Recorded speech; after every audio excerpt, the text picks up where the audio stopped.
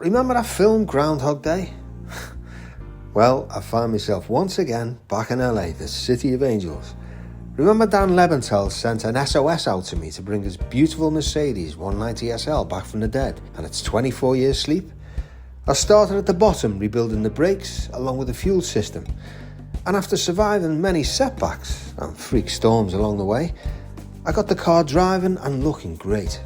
But each time, just as I think I was bringing things to a close, something else pops up that needs to be addressed. I just want to show you this. This is the accelerator rod. I don't think I've seen anything like that before. They've welded another one onto it. I mean, just look at the state of that.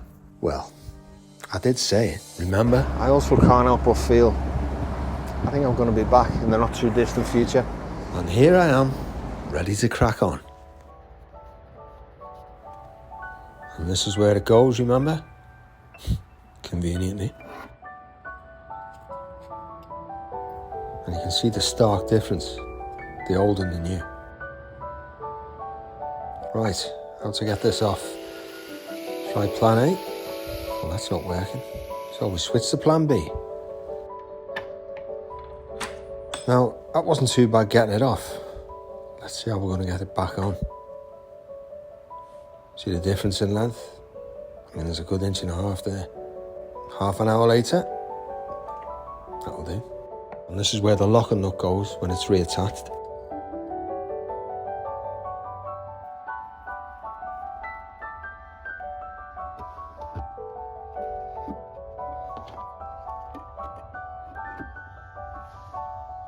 And same with that locker nut. And I've also decided to replace all the accelerator rods, because when these start to wear, they get a lot of play in them, and this can cause you problems, so I've decided to renew the whole lot.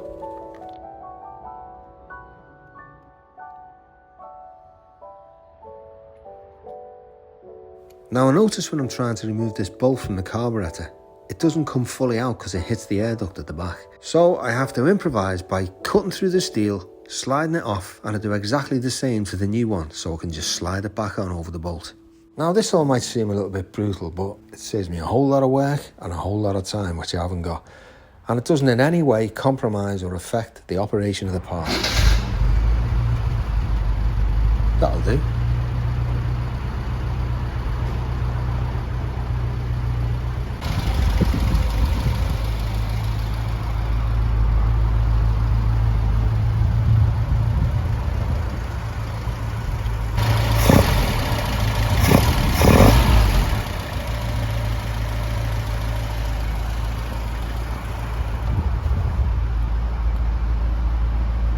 Perfect.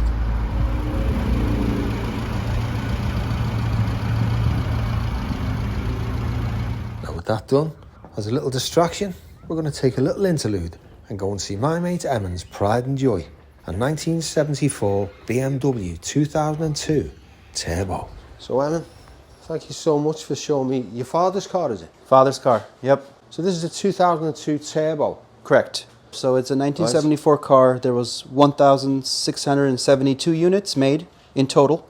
And this is car number 72. Wow, that's a low number. I know.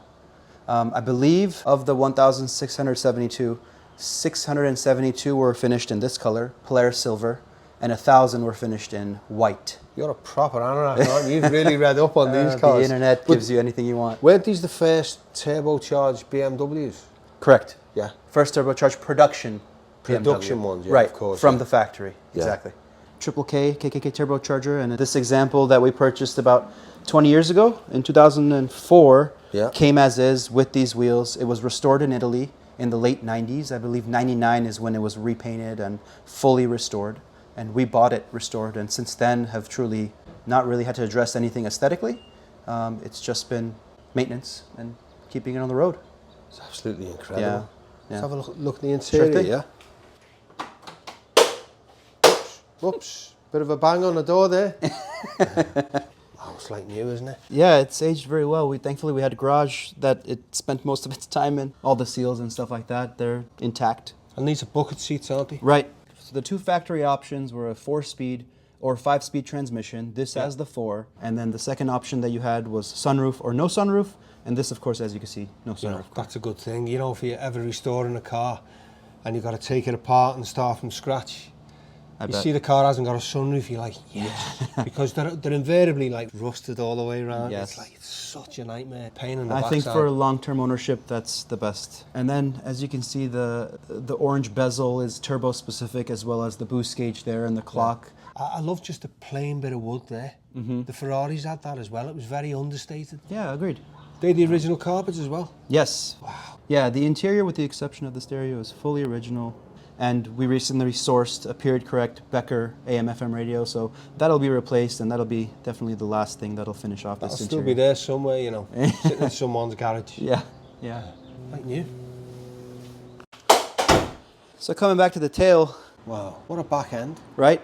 So 74 was actually the first year of the square taillight with the 2002 model, and it was not a turbo-specific thing. That's right, I remember that. Yeah, they were called the roundies. It was controversial. Not everyone loved the square taillight. Have you re-chromed all these? No, I have not. Really? Yeah, It's all original? It's all original, yeah. So the decklit spoiler is also a turbo-specific piece. That's original. The badging is original. You look at the rubbers on the lights as know. well, they're like brand new, aren't they? They're like brand new tail lights then. Yeah. So what was the story, the guy who owned it, what was his story? Truth be told, we don't know the owner himself. The car was restored in Italy in the late 90s, and then a seller dealer in Connecticut brought the car over to the United States, and we, at the time living in New York in the early 2000s, found the listing on eBay, and we purchased it in New York in 2004. He really loved this car though, didn't he? I mean, Yeah. he's been so meticulous with it. Yeah, somebody definitely cared before us. It's not like we got this car to the state it was in. It was already in a phenomenal state. We just cared about the upkeep and making sure we didn't do it a disservice in any way. Well, you certainly haven't done that. So what happened there? Yep, that's an eyesore for sure.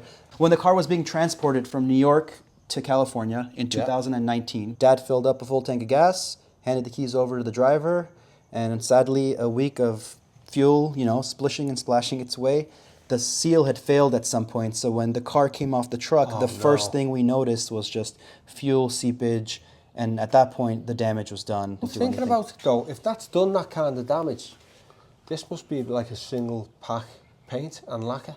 Normal old-fashioned single pack paint, if a bird drops on it, of course, basically you'll see a stain the and etching. it'll go right through the lacquer. Right. 2-pack, it doesn't do that. It's incredible stuff. It's really hard wearing.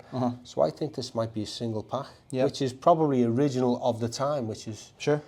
I know it's been repainted, but it's been repainted in specific paint for that period, which is, again, very meticulous. And tell me about the wheels. So these mini lights were definitely not what the car came with from the factory in 74. However, when we bought it, the car already had the wheels on there. And truth be told, it looked so period correct that it wasn't an aesthetic eyesore. So we decided to just continue to use these wheels. I think they look great. Yeah, we're happy for now. And those stripes, they're original, yeah. All factory decals. So you had the front spoiler that I got the decal, and both sides trickling back to the rear quarter as well. As with these chrome strips. Right, those chrome strips. And then you'd never get hold of them, And the US market cars, I believe when the cars got here from Germany, the Department of Transportation put on a US specific side marker, which completely ruined the aesthetic. Yeah. So some of those cars had 2 side markers, one that was a US. You've seen the side markers on the 190 SL. I mean, they're an absolute eyesore. I don't know where they came from. No one's ever seen the likes before, This, thankfully, being a European market car, we got the Italian side markers. Yeah. That's the best. That's better than that. That's a serious, beautiful front end, that, isn't it? So the front end decal, again, a factory piece specific to the 2002 turbo. The first 100 cars off the line actually got the lettering and numbering, which is finished in white. After car 101 and on, I believe, it was just, you got the M colors, but no actual numeric or writing. Standard 2002 headlights. So Ellen, one day, this is going to be yours. God willing, who knows? We'll see.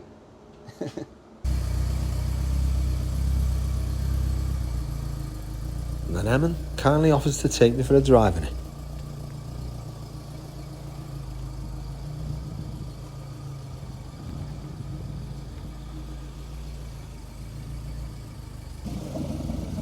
Just listen to the burble of that engine. And it's also interesting to see 1950s German engineering against the German engineering of 20 years later. Suppose I better put my seatbelt on, hadn't I? Don't want to get a pull, do we? Right, away we go. All right. No power steering, I see. No, none to speak of. It adds to the driving dynamic. Feels nice. Yep, so 170 brake horsepower new, inline 4 with that tiny little KKK turbocharger. So tell me, Eamon, you say the turbocharger is broken. Won't this damage the engine? I'm not sure if it's broken or if there's just a leak in the turbocharger. Oh, see, yeah. Right, because at some point you'll notice it'll want to boost and it won't be able to hold the boost. That full 170 horse potential is quite high up in the RPM where it's actually boosting.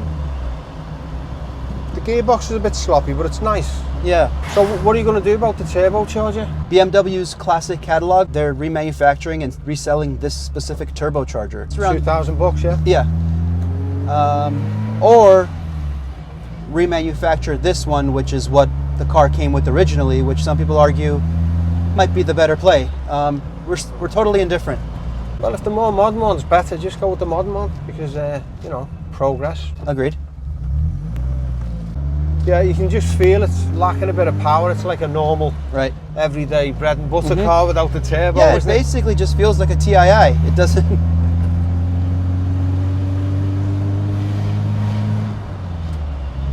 Everything seems to work on it. Yeah. Even this boost gauge here works. So once you're really on throttle, you'll see it.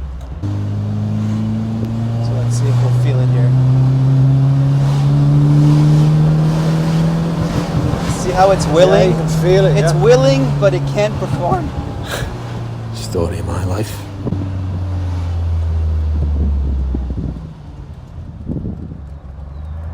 So do we remove the turbo badge or do we leave it on? That's the question. Oh, leave it on. With the exception of the turbo itself, everything's been so reliable and just never really gave us any major issues. Just standard wear and tear items.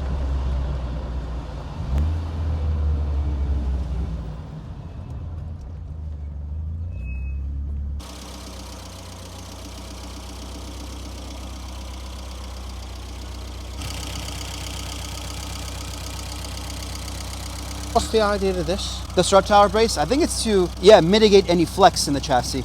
Yeah. Yeah. Did you ever rally these cars? They were major rally cars, Yeah. yeah. So I believe this car saw a lot of, prior to its restoration, it saw quite a bit of track and rally time. Yeah.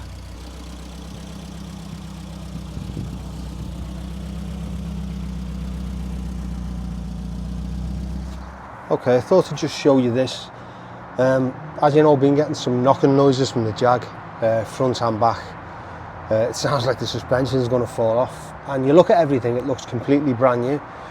But if you take a closer look, you've got like a bottom disc, and this becomes compressed over time and goes hard and doesn't act like it should do. You notice also here you've got your original Jaguar shocks. So these are what, 24 years old now? Yeah, it just all needs replacing really. Because what happens is you end up getting play in the spring. It's not cushioning, it's just like metal to metal almost. Time to replace. This is like the top hat that sits on the top of the spring. And this here, like a kind of rubber stopper or cushion, it just breaks down and wears out over time. And this basically sits at the top. And then you look here, just sits at the top under this cup here. And that's where your bolts go on to hold everything in place. And then finish off with a nice new set of Bilstein shocks. So this is obviously a job for next time I come over, because it's a little bit more involved. So yeah, let's get stuck in. So for now, let's just treat it to an oil and filter change.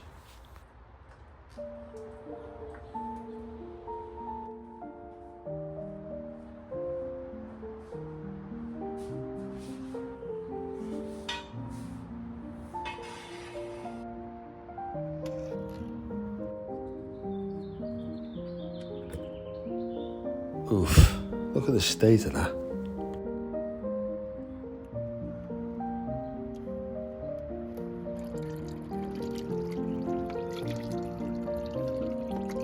And that's the wrong filter, which is a common mistake with these.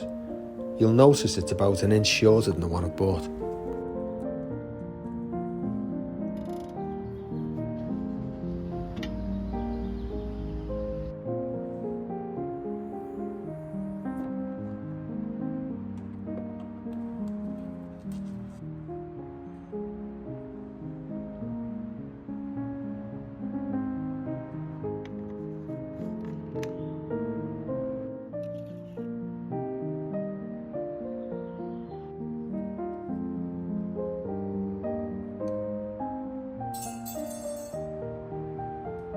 So Dan purchased this car in 2001, brand new.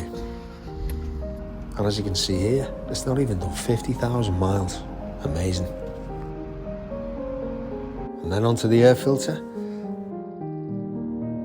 Now you notice here, I'm having to remove the entire duct because there's just one clip on the bottom of the filter that you can't get to. Again, look at the state of that.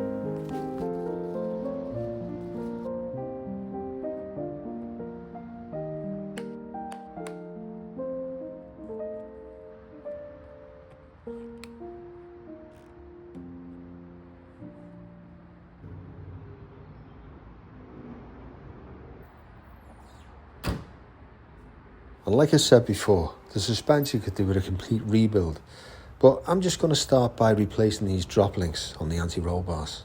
So I'm basically starting with the easier jobs, just to begin to eliminate those knocking noises.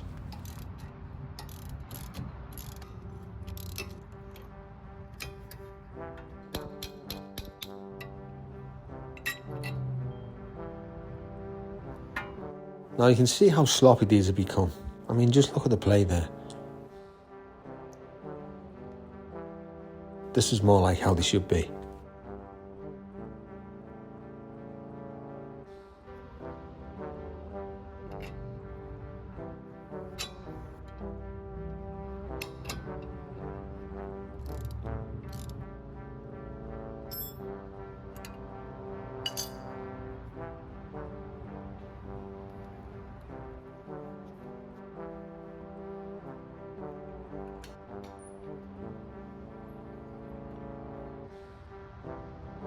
Then it's onto the rears. I mean, just look at the difference in that.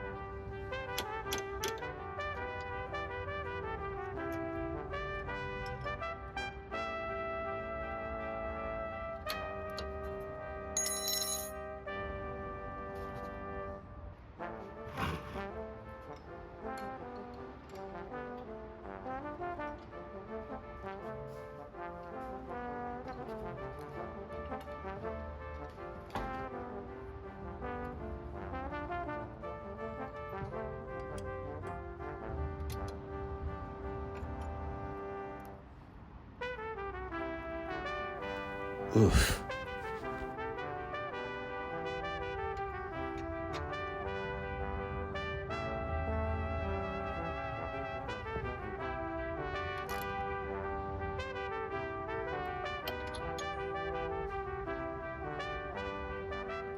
And those rear brake pads look like they're almost down to the bare minimum, so they'll also need replacing soon.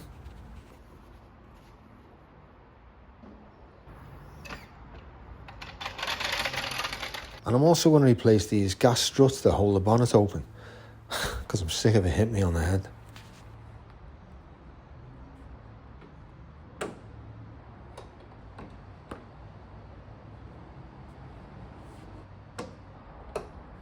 Done.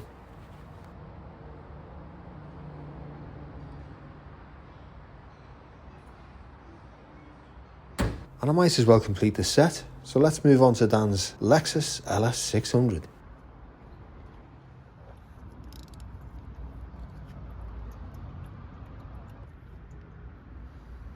And don't forget to fit the new seal for this.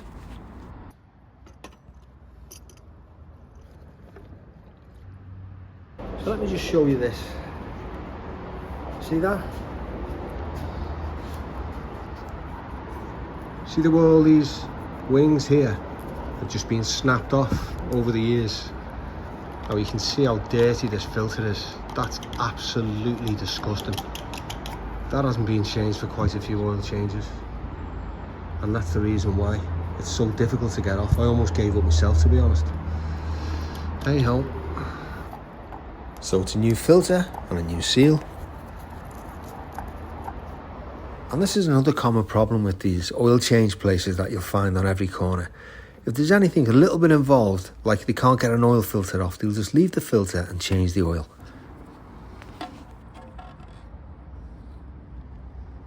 And unbelievably, these cars take 9.5 litres and an unusual 0.20 grade of oil.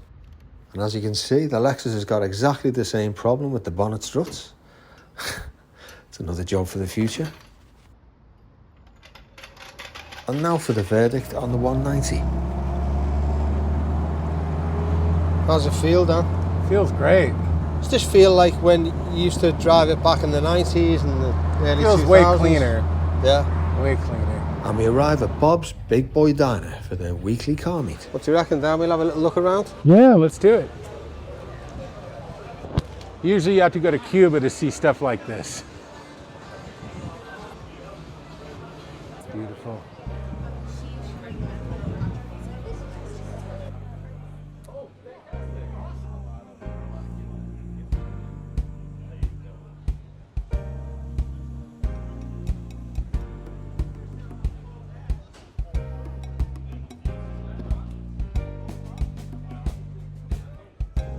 And once again, there's the $3 million Cobra. Yeah, this is the one that's worth everything else in the parking lot.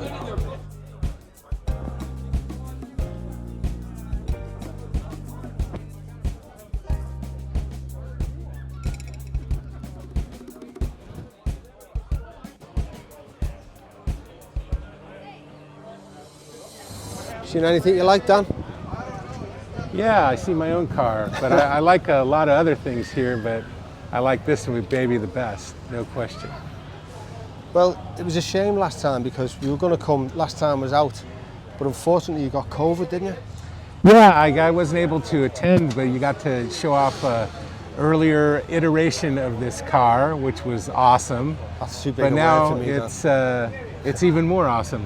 What do you think?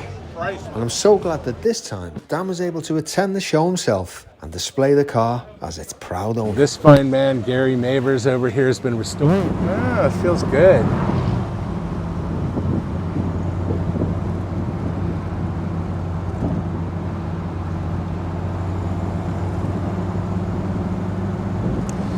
You get a bit of a shock when you drive a modern car like your Lexus or,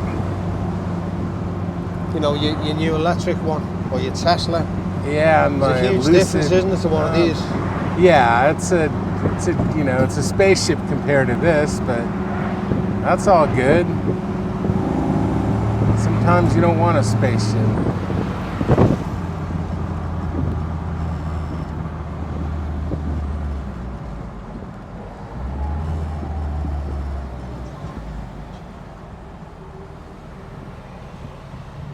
So we're in Studio City now, aren't we? Or thereabouts. We are, and it's kind of Universal City as well because it's Universal Studios. They have their own mini zone. Yeah. And what's the history of Studio City?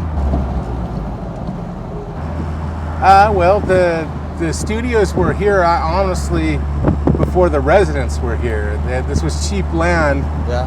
And they wanted to get out of Hollywood, so they started building here. And now it's not cheap land.